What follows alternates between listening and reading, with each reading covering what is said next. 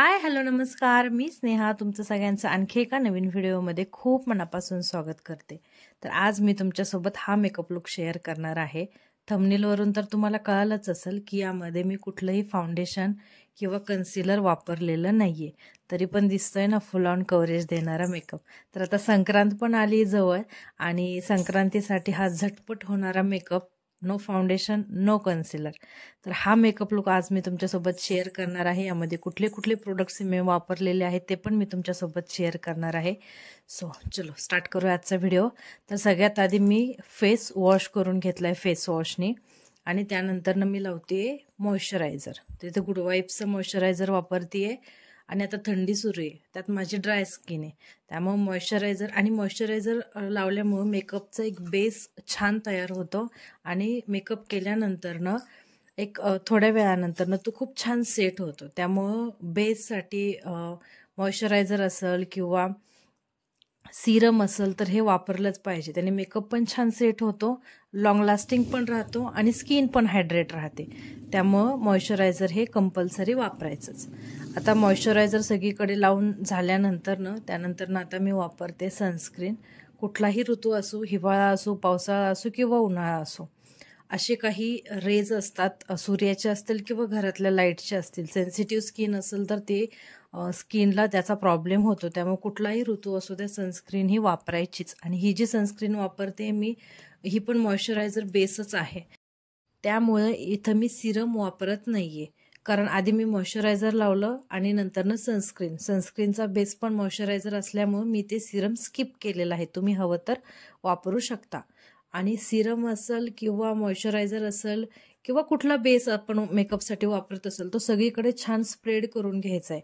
म्हणजे आपण नंतरनं जे काही लावणार आहोत ते त्याच्यावरती छान सेट होतं, इक्वली स्प्रेड झालेलं असेल तर. आणि आता त्यानंतरनं मी इथं कुठलंही फाउंडेशन लावणार नाहीये, कुठलंही कन्सिलर लावणार नाही. आता मी लावणार आहे ते इथं ओलिवाचा पॅनकेक. आता हा जो पॅनकेक आहे हा इतका फास्ट हे होतो, सेट होतो चेहऱ्यावरती की तुम्हाला असं कोणी म्हणणार पण नाही की हा पॅनकेकनी मेकअप केलेला आहे. जसं तुम्ही स्टार्टिंगला इंट्रोडक्शनमध्ये पाहिलं आणि इथं तुम्ही पुढे पण बघा की इतका छान फुल ऑन कव्हरेज देणारा हा मेकअप आहे. तर हा ओलिवाचा पॅनकेक आहे. तर आता त्याच्यामध्ये एक स्पंज आहे. तर तो स्पंज आणि तो केक थोडासा ओला करून घ्यायचा आहे आपल्याला. तो ड्राय असतो पावडर फॉर्ममध्ये आणि ज्यावेळेस आपल्याला लावायचा आहे त्यावेळेस असा थोडासा ओला करून घ्यायचा. खूप जास्त पण नाही, थोडासा ओला करायचा, स्पंज पण आणि तो केक पण. ओके, आता मी त्याला स्प्रे केलेला आहे आणि तो त्यावरती असा फिरवून घ्यायचा आणि नंतरनं चेहऱ्यावरती अप्लाय करायचा, डॅब डॅब डॅब डॅब करून. हे बघा, तुम्हाला लगेच फरक दिसत असेल लावल्यानंतरनं. आणि इतका छान स्मूथ दिसतो की असा कुठला लेअर चेहऱ्यावरती जो आहे तर तो लावल्यासारखं वाटत नाही. एकदम लाईट वेट आहे तो आणि खूप हेवी मेकअप करायची पण गरज नाही, कारण हा हेवी मेकअपचाच लुक देतो आणि कमी वेळेमध्ये होणारा हा मेकअप आहे. आता संक्रांत आली आहे, घाई गडबड तर सगळ्यांनाच असते आणि त्यामध्ये छान पण दिसायचं असतं आणि वेळ मिळत नाही एवढा. तर त्यासाठी ही ट्रिक तुम्ही नक्की वापरू शकता की फाउंडेशनची गरज नाही, कन्सिलरचीही गरज नाही, तरी पण मेकअप फुल ऑन कव्हरेजमध्ये आहे. तर असा सगळ्या चेहऱ्याला तो नीट व्यवस्थित लावून घ्यायचा आहे. तुम्ही माझ्या आधीच्या चेहऱ्यामध्ये आणि आत्ताच्या चेहऱ्यामध्ये तुम्हाला डिफरंट नक्की जाणवत असेल. सगळ्याचे आणि इक्वली स्प्रेड करायचा आहे. कुठे जास्त जाड किंवा पातळ असा नाही, मग तो फरक जाणून येतो. लावताना सगळीकडं इक्वल स्प्रेड करायचा आहे तो केक. आता हा मी सगळ्या चेहऱ्यावरती छान व्यवस्थित लावून घेते.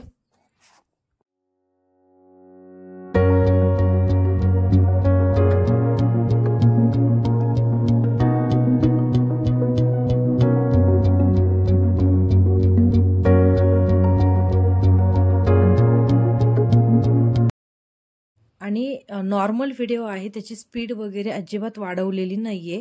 त्यामुळे तुम्ही व्यवस्थित बघू शकता की मी ते कसं लावलेलं आहे ते. आणि आता सगळ्या चेहऱ्यावरती लावून झाल्यानंतर 1-2 मिनिटं त्याला सुकू द्यायचंय, कारण आपण त्याला थोडासा ओला करून लावला होता. तर आता त्याला सुकू द्यायचंय. तोपर्यंत आपण बाकीचं जे आहे तर ते करून घेऊ. तोपर्यंत मी इथं आयब्रो फिल करून घेते. तर इथं माझ्याकडे एक आयब्रो पॅलेट आहे, त्याने आयब्रो जे आहे तर ते फिल करून घेते.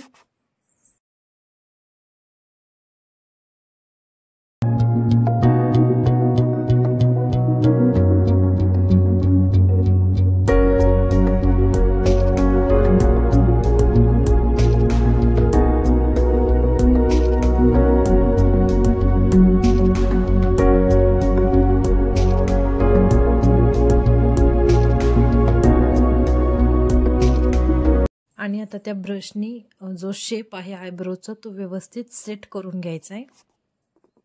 आणि आयब्रो पॅलेट असेल किंवा आयब्रो पेन्सिल असेल, शक्यतो ब्राऊन कलर जो आहे तर तो वापरायचा.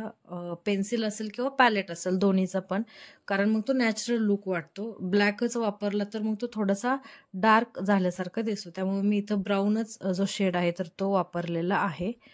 आणि आता त्यानंतर आता चेहऱ्याचा जो आपण ओलिवाचा पॅनकेक लावला होता तो व्यवस्थित सेट झालेला आहे, सुकलेला आहे.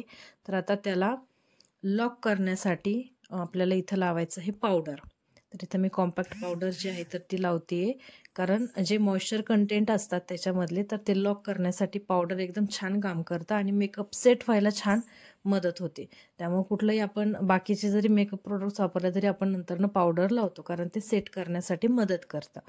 तर आता हे पॅनकेक लावल्यानंतरनं पण आपल्याला काय करायचं आहे, त्याच्यावरती छान कॉम्पॅक्ट पावडर लावायचं आहे. आणि हा व्हिडिओ तुम्ही बघा, फक्त 10 मिनिटापर्यंतचाच हा व्हिडिओ आहे. म्हणजे त्याच्यामध्ये इंट्रोडक्शन वगैरे ॲड केल्यामुळे तो थोडासा लेंदी झाला आहे. हार्डली 10 ते 11 मिनिटाचा व्हिडिओ आहे. तेवढ्या मिनिटामध्येच मी हा मेकअप केला आहे.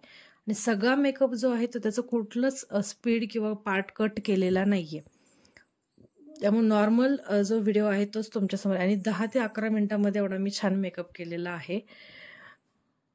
तर आता पुढची जी स्टेप आहे, तर आता आपण आयशॅडो लावून घेऊ. तर साडीला मॅच असाच मी आयशॅडो लावणार आहे. एकदम लाईट लावणार आहे, त्यामुळे बोटानीच छान होतो. आणि बोटानी चांगला मला असं वाटतं की इक्वली स्प्रेड होतो ब्रशपेक्षा. मला तर बोटानी चांगलं कम्फर्टेबल वाटतं. तर आता ते आयशॅडो लावून घेऊ.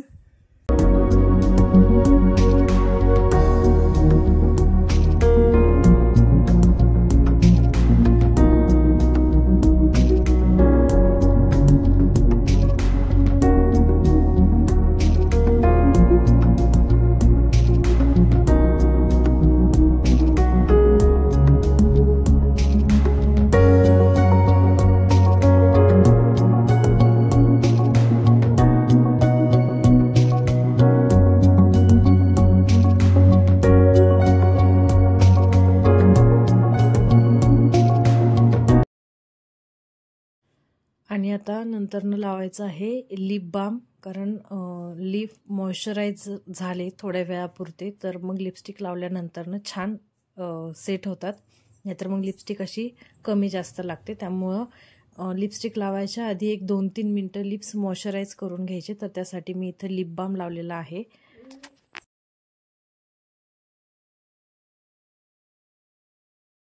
आणि आता लावायचं आहे आयलायनर. तर इथे NYBचं आयलायनर जे आहे तर ते वापरते.